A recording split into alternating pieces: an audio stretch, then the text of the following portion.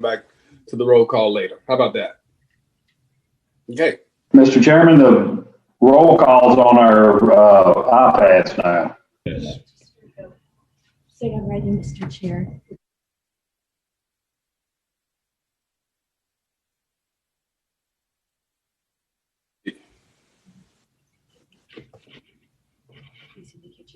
Please indicate your presence by saying here.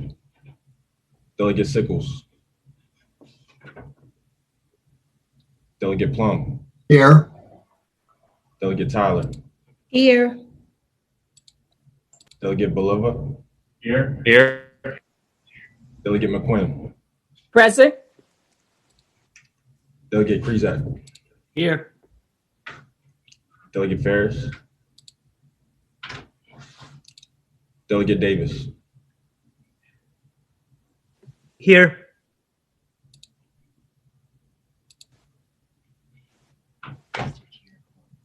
Mr. Chair, a quorum is present.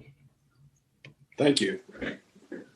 Mr. Chair, I believe Delegate Sickles is here, just didn't I'm here. say hi. Thank you. I'm here. Good afternoon, everyone. Thank you. Thanks to everyone for participating today. As you can see on our agenda, we're meeting to consider one piece of legislation, House Bill 5103. Before we begin, I'd like to make a few opening comments. As Governor Northam stated during his remarks leading into the special session last Tuesday, as we continue to navigate this pandemic, we must take additional steps to make it easier to vote, not harder.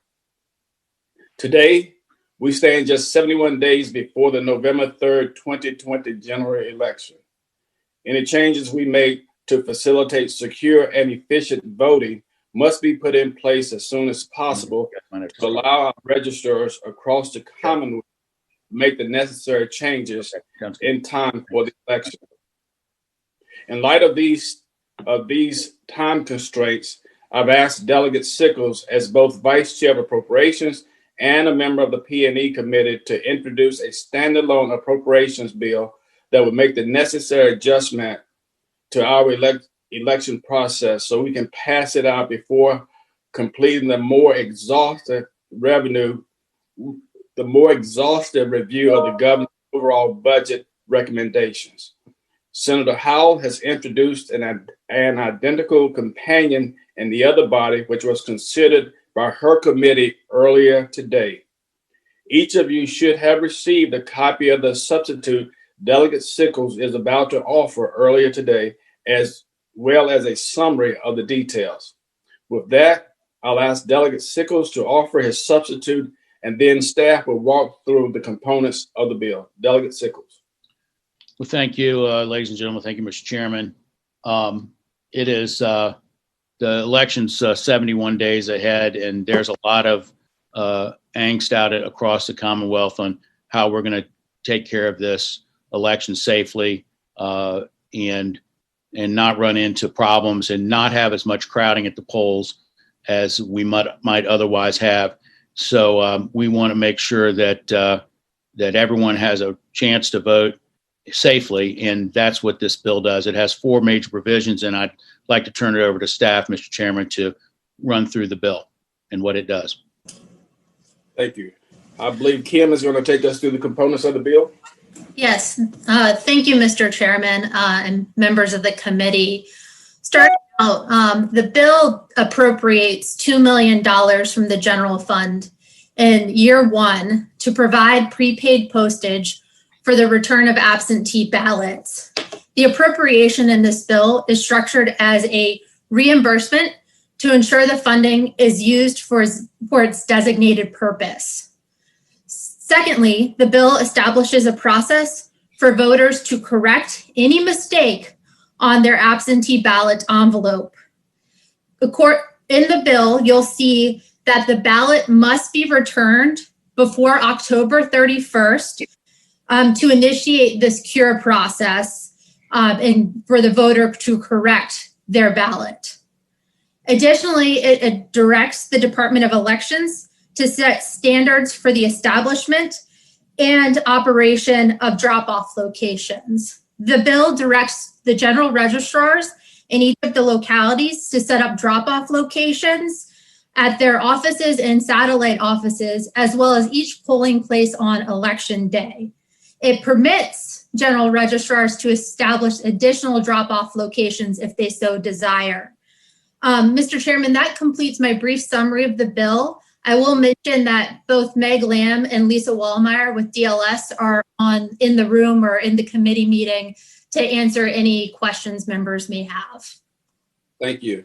I think at this time we have some public comments, and Ann, can you lead us through that process, please, so that we may hear public comments, and then we will come back and receive any questions or comments from the committee. I believe the clerk's office will call up those who have signed up. There was an opportunity, just to give you a summary, since this is the first committee meeting we've handled that this way, for members of the public to sign up in advance. There were 6 speakers, as well as 1 written comment, which is also out there for your review, which will be sent to you thereafter.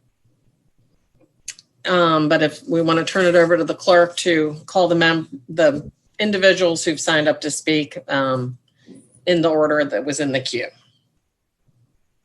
Mr. Chair, we have 6 who have signed up to speak, and I'll begin with the first if you'd like. Yes, sir. Thank you. Tram Nguyen.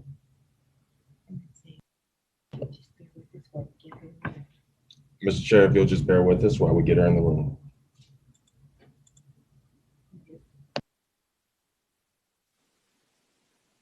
Mr. Chairman, while they're doing that, as soon as you finish the first speaker, shortly thereafter, I believe you still need to adopt the substitute that Delegate Sickles had presented. Thank you. We'll do this right after we get the first speaker. Thank you. Mr. Chair, it doesn't look like she's available. We'll go on. Okay. While we're preparing for the next speaker, why don't we entertain a motion to adopt a substitute? Mr. Chairman, I move the substitute. Second. It's been moved and second that we accept HB 5103. Let's vote. Voice vote, please. Or call the roll for the vote, please.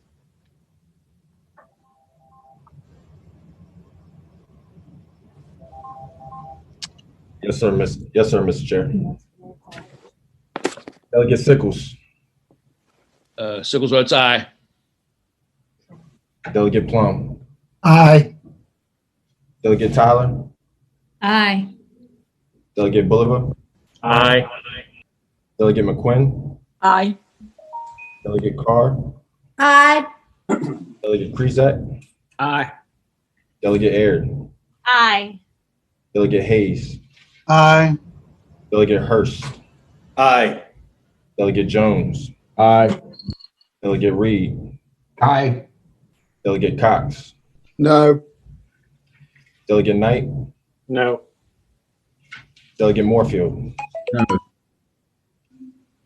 Delegate Ferris. Delegate Rush. No. Delegate Davis. No. Delegate Austin. No. Delegate Bloxham. No. Delegate Brewer. No. Mr. Chair, Aye. just a moment, please, while we count the votes.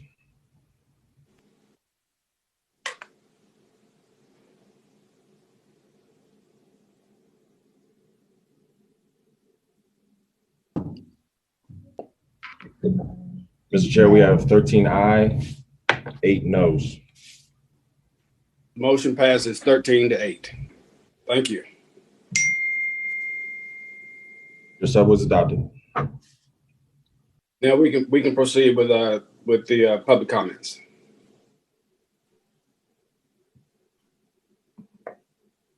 Mr. Chair, we now introduce Tram Nguyen. Thank you.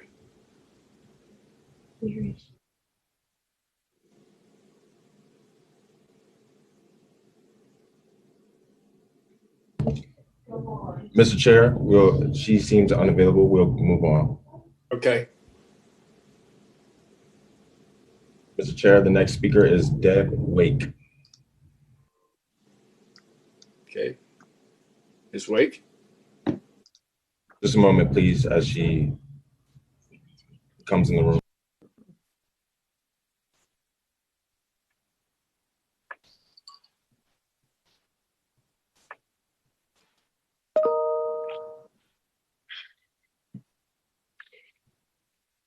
Hi, this is Deb Wake. I'm president of the League of Women Voters of Virginia, and I appreciate the opportunity to speak to you today about increasing voter access in Virginia. As the pandemic started to take hold in March, we realized that we needed better access to voting, and we brought a lawsuit to remove the witness signature from absentee ballots because we felt that it was important for voters to be able to vote safely without having to risk infection or exposure by having to find a witness. And we appreciate the added items in the budget that will help increase voter access during this pandemic. Drop boxes provide another place where voters can submit their ballots. It increases access, and 30 states already have drop boxes for the use of voters.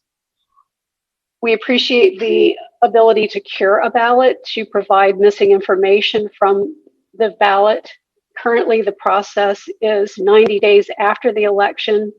Voters get a letter from registrars letting them know why their vote was not counted. So this is a step forward in allowing voters to correct any problems with their ballot so that their votes can be counted. And we also appreciate the postage paid envelopes.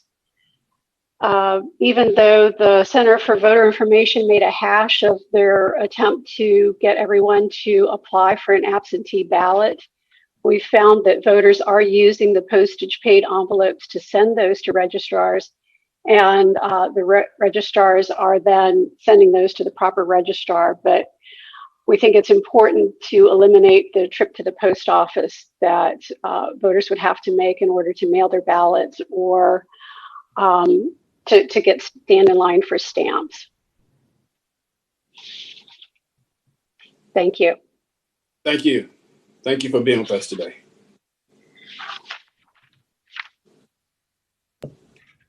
Okay, Mr. Clerk, we can call the next speaker, please.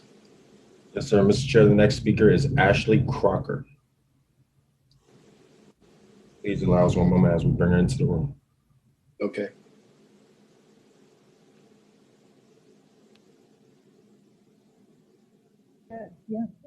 Hello, can you hear me? Yes. Okay, great. Hello, my name is Ashley Crocker, and I'm the Communications Director at Progress Virginia. I'm here today to urge you to vote for this bill because no one should have to choose between their health and making their voice heard in our elections. Voting is the one time we all have our say as Americans, and we all choose to express ourselves in different ways. Voting during a pandemic should be healthy and safe, and providing voters with more accessible opportunities to cast their absentee ballots will keep both voters and election officials safe by reducing foot traffic and crowding at voting locations. Allowing voters to return their ballots in a secure drop box will ensure that our elections are even safer and more secure than they were before. They will reduce foot traffic in and out of the elections office, reducing the risk to both voters and election officials in the midst of a deadly pandemic. Our democracy is strongest when every vote is counted and we all have our say. The integrity of our elections depends on every eligible voter's ability to make their voice heard. So please vote for this bill to give voters the ability to choose the best way to vote for them, whether that's at home by mail, in-person absentee, or in person on election day. Thanks so much. Thank you.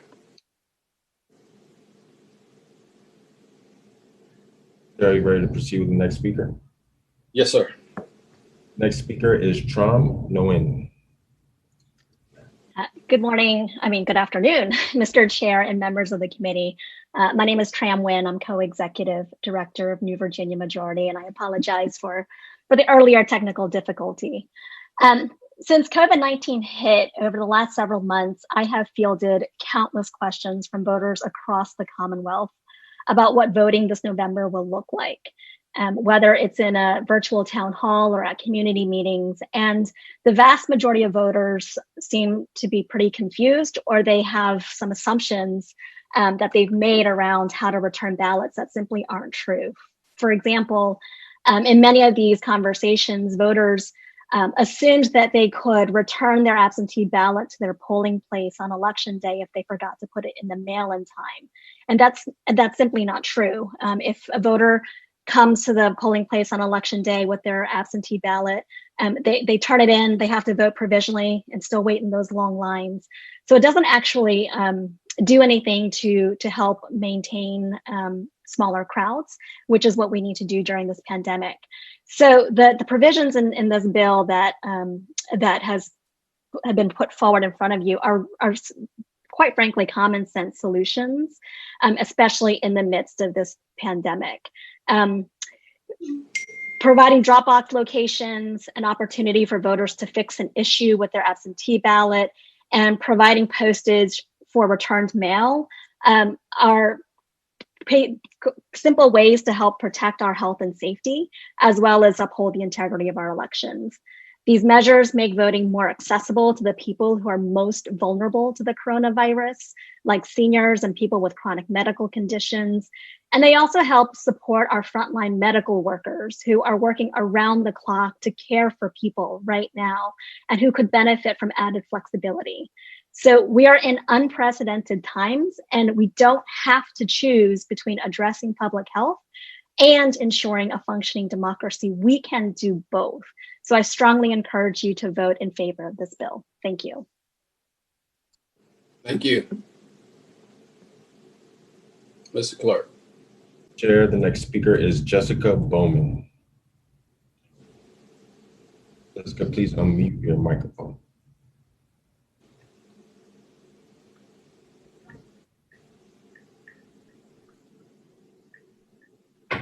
Hi, this is Jessica Bowman, Department of Elections, just here to answer any questions any members may have. Okay, thank you. Mr. Clerk. Mr. Chair, the next speaker is Kiana Connor. Ms. Connor, when you enter, please unmute your microphone.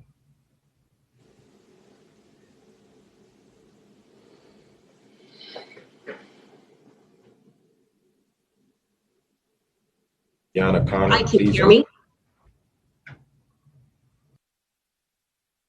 Good afternoon, Yes. Mr. Chairman. Kiana Connor, Secretary of Administration. Thank you for an opportunity today. As you all know, Governor Northam proposed 3 budget items to decrease barriers caused by the COVID-19 pandemic to ensure all Virginians have safe and fair access to exercise their right to vote during the pandemic. We're very happy to see that House Bill 5103 includes all 3 of those measures.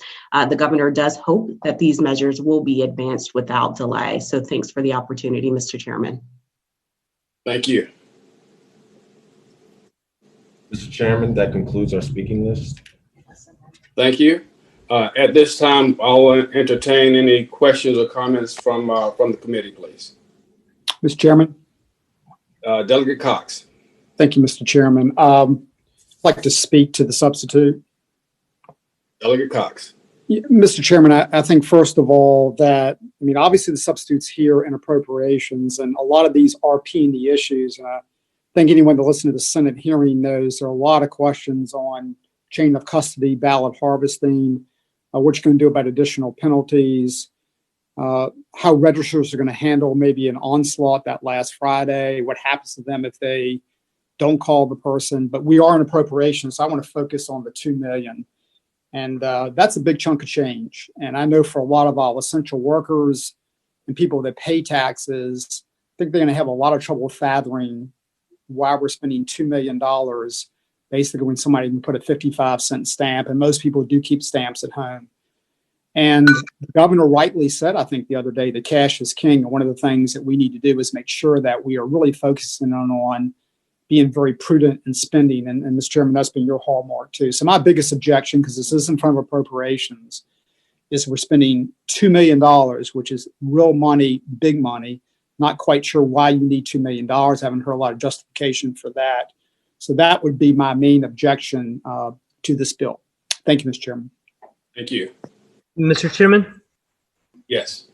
this is Delegate Davis. I have a question and then would like to speak to the legislation. I apologize. I didn't have a request to speak button. All right, Delegate Davis, please proceed. Thank you. Mr. Chairman, the first question I have is I understand looking at the substitute that we've put money aside. It looks like 900,000 away for the reimbursements for the pre-postage and another 1.1 million for in case voting should be above anticipated levels. My question is, it looks like it's doing the math based on 55 cents a stamp. I believe the return postage, looking at the post office websites, is 65 cents per item that is prepaid postage. Can someone please speak to that, or do we, or because it seems like we may be off about $160,000 in the cost to handle with anticipated voters? Ann, would you like to address that, please? Or Certainly, Mr. Chairman, and I can call Kim in if I have any further questions. I think Delegate Davis was referring to the explanation written in the staff summary.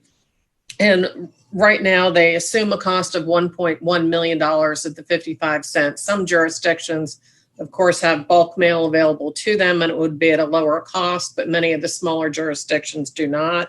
The 900,000 was an additional amount above what would be needed based on previous activity, and assuming a much higher use of mail-in ballots. So the $900,000 was to give a cushion to ensure that there was sufficient funding for the registrars to get reimbursement.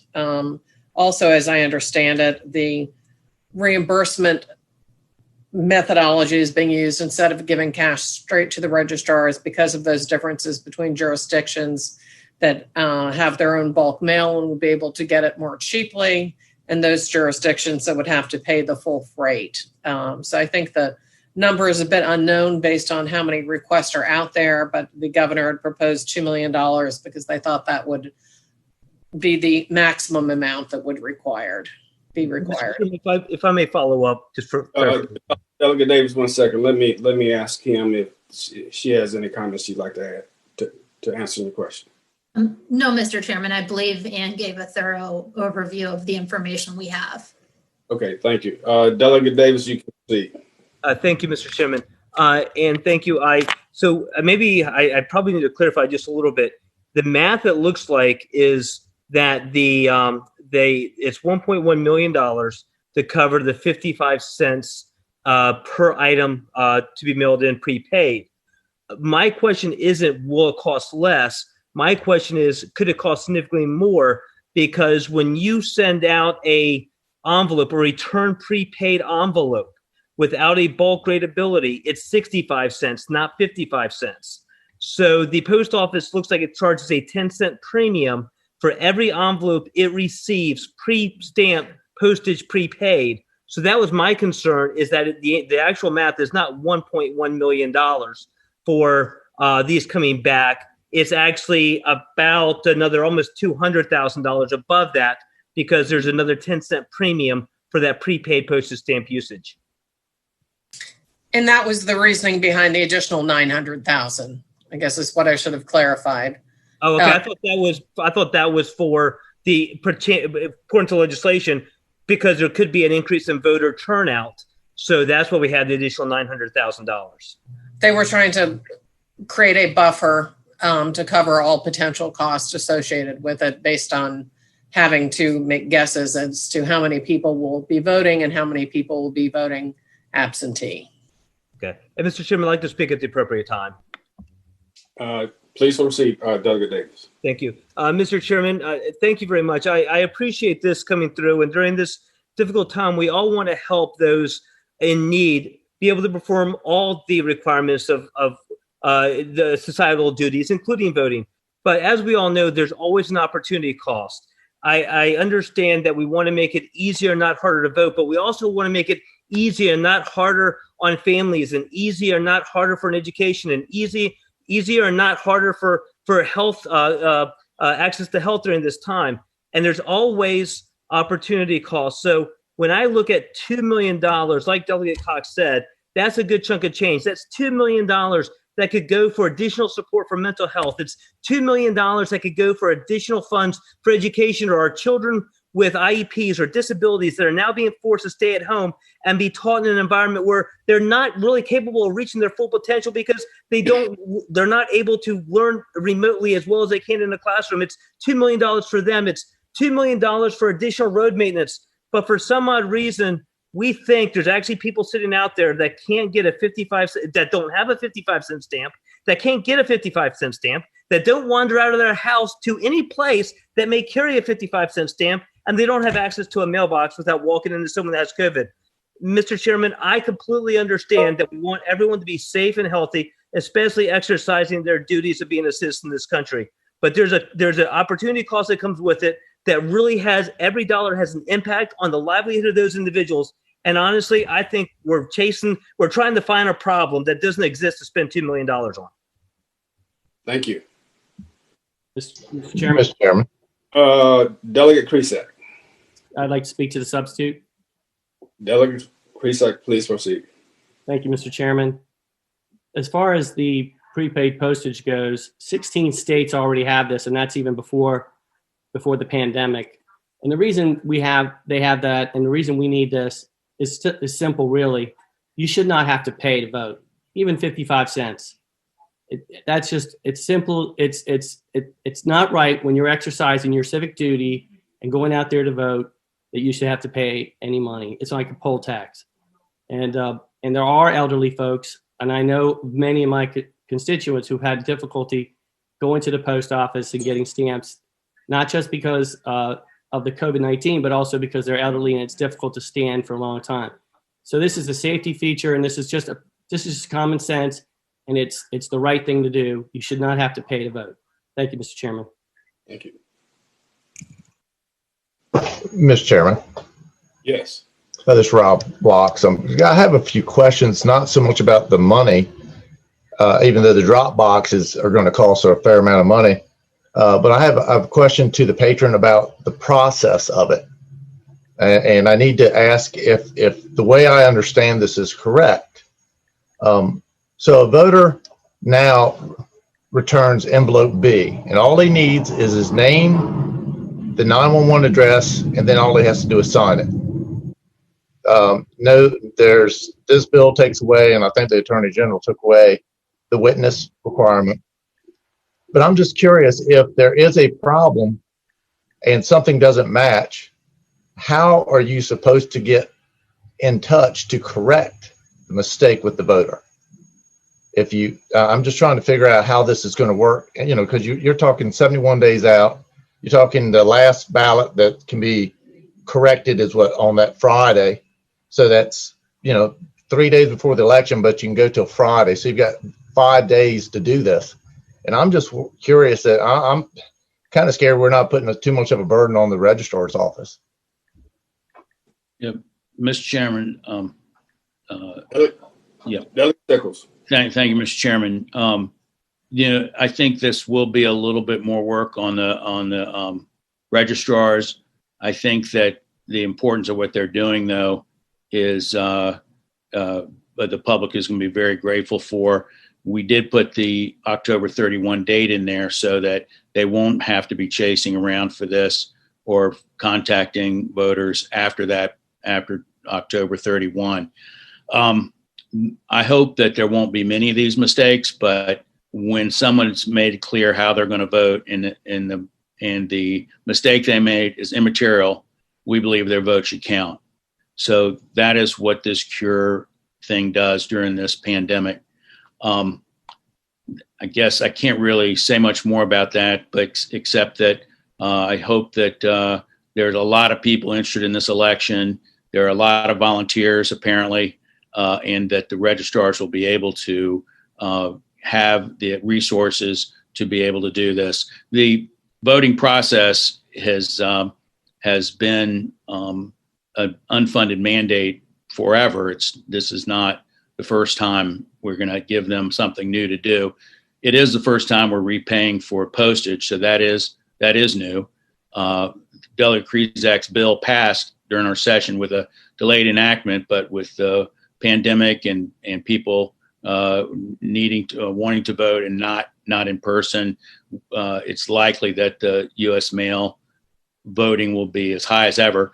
But also, we may not need the entire amount. I'm going off on another subject. We may not need the entire amount of money because drop boxes are a safe way, and you don't have to worry about any snafus in the U.S. Postal Service, which, you know, if you've been watching the news for the last week or so, there's a lot of people concerned about. So I think this package is in total a really good one to help Virginians, vote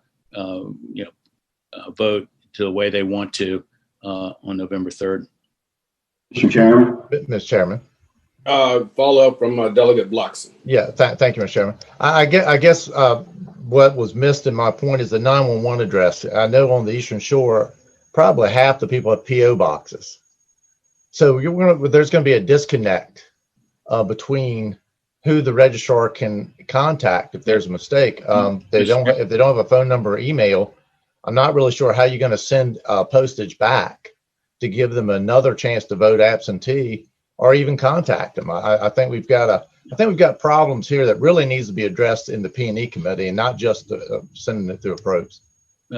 Mr. Chairman, you're not allowed to register to vote using a PO box unless you have a protective order against you or some reason, you're a police officer or something. There's certain exceptions in the code where you can register at a PO box, but you have to have a street address for most people. The elections needs to clarify some of this stuff, and this bill allows them to put out standards on how to get this done. And people are waiting for this. The reason we need to do it now is that it's close to an election. It's just extraordinary circumstances we're facing now, and we need to get this bill done and signed by the governor so that elect can go to work. Mr. Chairman. Yes. Let me ask a question of the patron. Yes, please. Hey, Delegate Sickles, Delegate Rush. Could you go over what you envision the process for the drop box being? The way I read the bill, it's left up to the local electoral board, in which I think everyone on this committee knows, and I'm not sure the general public knows. Those are partisan boards with 2 Democrats, since the governor's a Democrat, and 1 Republican appointed by a local judge through the parties. So I represent a mostly rural area where, we may have some precincts that'll be 70 or 80% voting Republican. And then we have to, I'm just curious about the partisan nature of these local electoral boards and whether they're going to put drop boxes in areas that may not be to their party's benefit. You speak to that, please? Well, these drop boxes have to be on public property in secure areas, and they would most likely be at a satellite location that the counties or cities may open. It's under current law, you can drop your ballot off at a registrar's office. Now, oftentimes there'll be a box outside the registrar's office today or in past years that people can drop their ballot off prior to the election. So the drop boxes would be open for people to use when the satellite location is open, and at the precinct too. Ideally, and there would be a Republican and a Democrat to secure the handling of the box and taking them to the proper place, the chain of custody. If there's a place like your county where there might be mostly all Republicans, you might not be able to find a Democrat in some of your areas, Delegate Rush, then we trust, there's a word that says to the maximum impractical. If we can't trust people running our elections to carry a box back to the office, then we've got bigger problems than this bill ever. Mr. Chairman, it's a little off of and maybe I wasn't clear in my question. I'm assuming they'll have to be the electoral board will have to vote on where to put these drop boxes. Is that correct?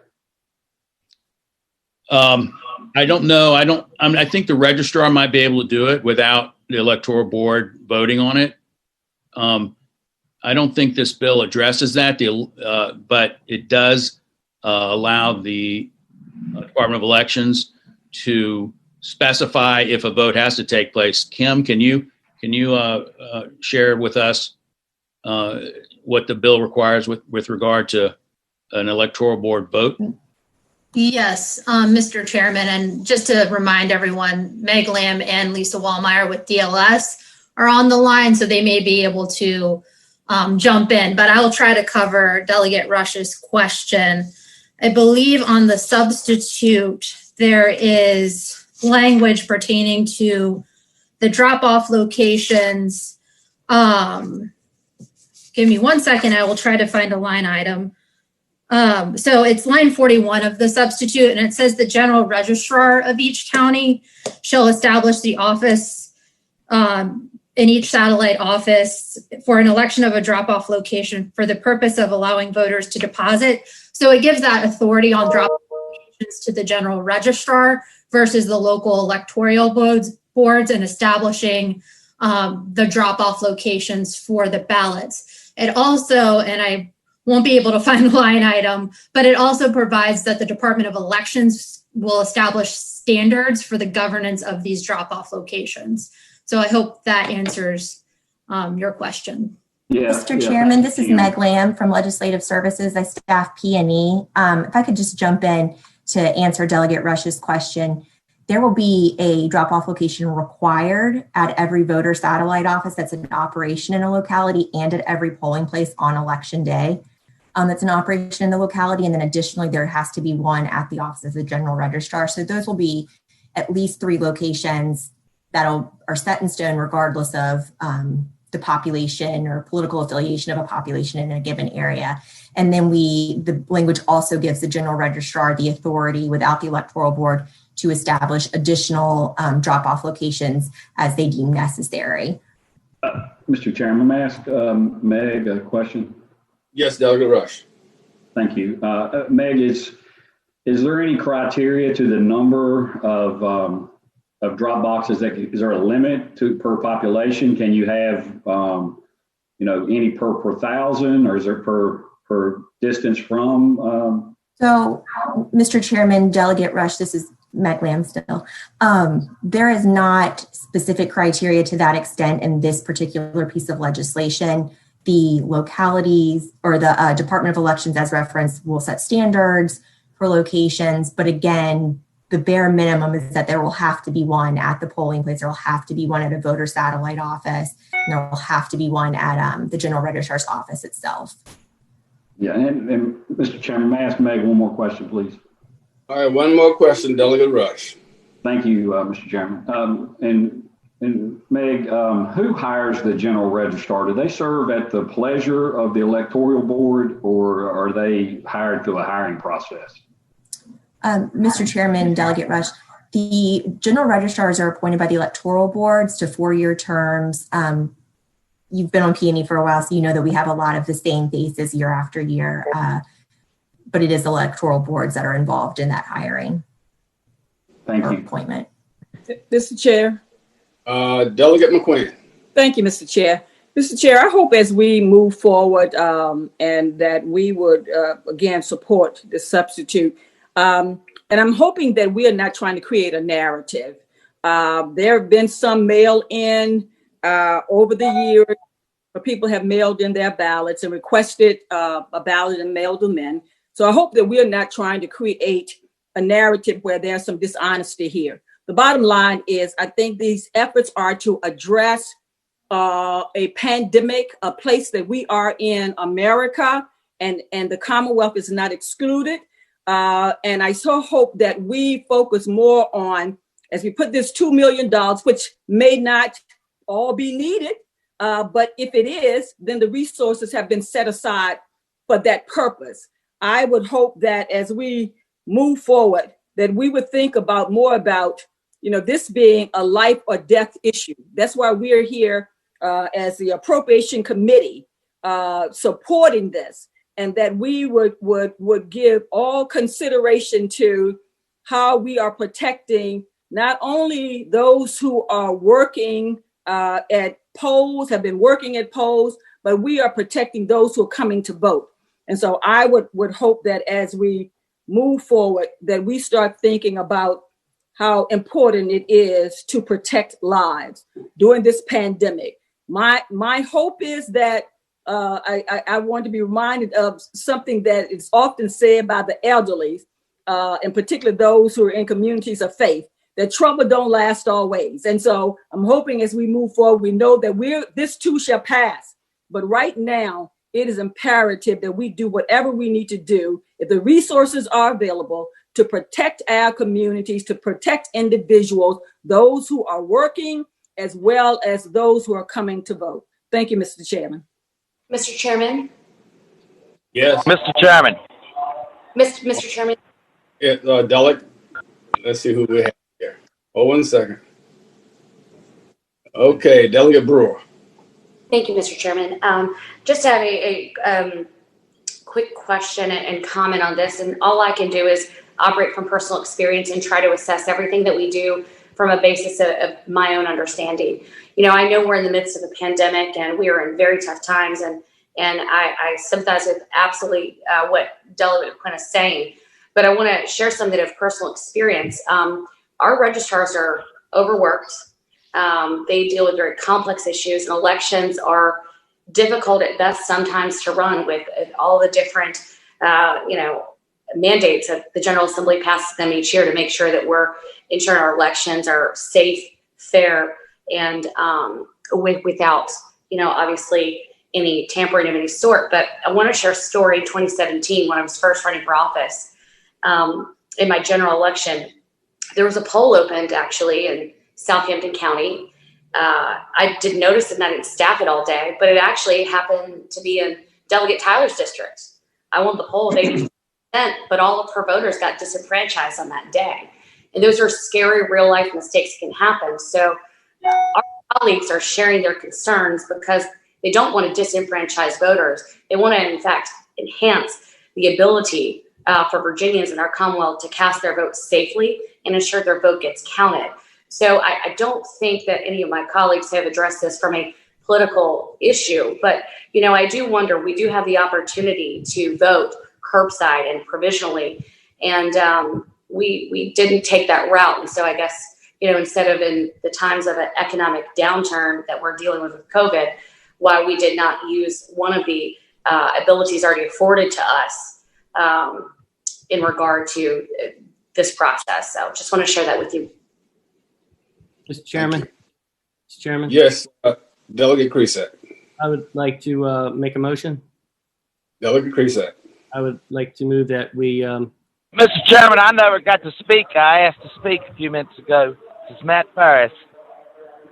I'd like to move that we vote on the pending question. Delegate Cresack, this is what I'm going to do. We're going to hear from. I'm going to because we're doing this virtually and we're trying to make the appropriate adjustment. I'm going to allow Delegate Ferris to make his comments, and then we will come back to your motion, Delegate Cresack. Thank you. Yes, Delegate Ferris. Thank you, Mr. Chairman. We've heard several times today that this money might not be needed, and all of it. And I certainly want everybody to be able to vote. My parents are elderly, and they stood in line a couple years ago to vote for me for a couple hours. And I explained to them how it's very easy now to vote absentee. But, I talked to a superintendent today of a school in my district that made a deal with T-Mobile to get 10 hotspots for students in their classrooms. They have 10 now, and they made a deal with T-Mobile to get the device and this system for hotspots for these kids to get educated for $20 a month. I just want us to think about this money we're spending. How many kids we be able to fund for this? And by God, I think that those kids that need education are so important to us. I just want to make sure we can get that funding.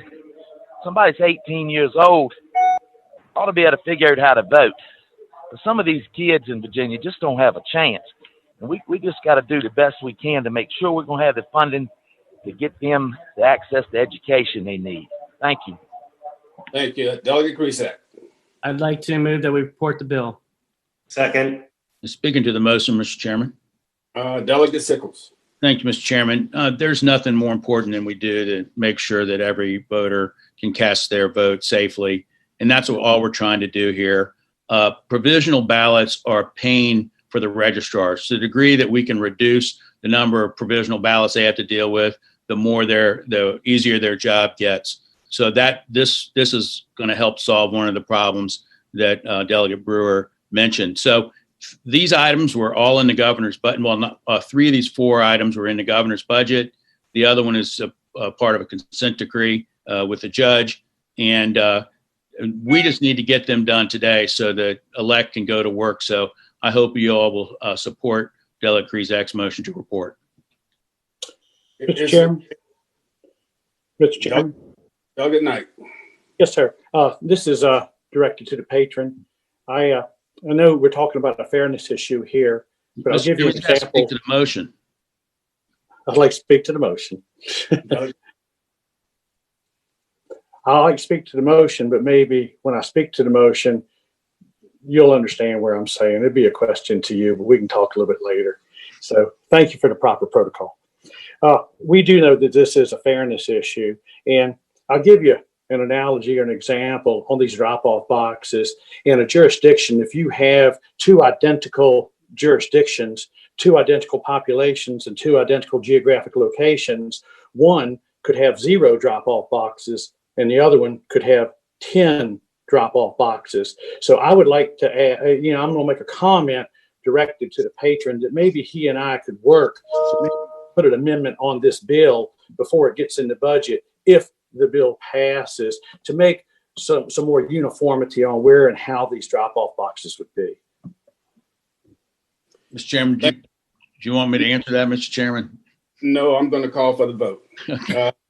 It has been moved and seconded that we report HB 5103.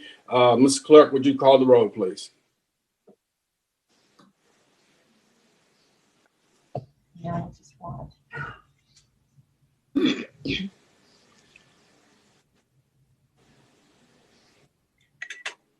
Mr. Chair, would you like me to call voice votes? Yes, please. Delegate Sickles. Aye. Delegate Plum. Aye. Delegate Tyler. Aye. Delegate McQuinn. Aye. Delegate Krisak. Aye. Delegate Ferris.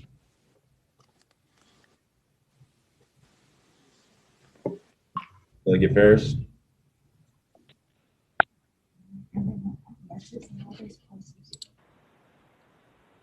Okay, Mr. Chair. No. Delegate Ferris is a no. Okay.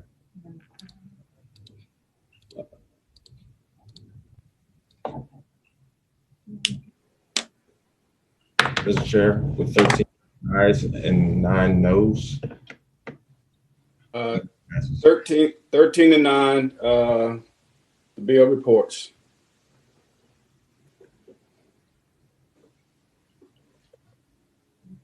Okay, I do not believe there's anything else to come before the committee. Thank you also very much for your presence today, and looking forward to being with you on Thursday. On Thursday, we will be hearing from members of the House. They will be speaking to their amendments. Just to share with the committee, I've spoken with staff. We have well over 150 amendments before us, and I'm going to institute a practice that I had during the session. We will be sending out a correspondence asking each member to limit their amendments, to prioritize their top 3 We're only going to hear their top three, and they will have 2 minutes each to present their top three. Obviously, if someone has 6, 7, 8, 9 amendments, the likelihood of them passing slim to none. And so we need to pare it down, and we need for folks to give us their top. And we're sending out a correspondence this afternoon for that directive to take place. This coming Thursday, we will meet at 2:00 p.m. Any questions or comments? If not, we stand adjourned. Thank you all very much.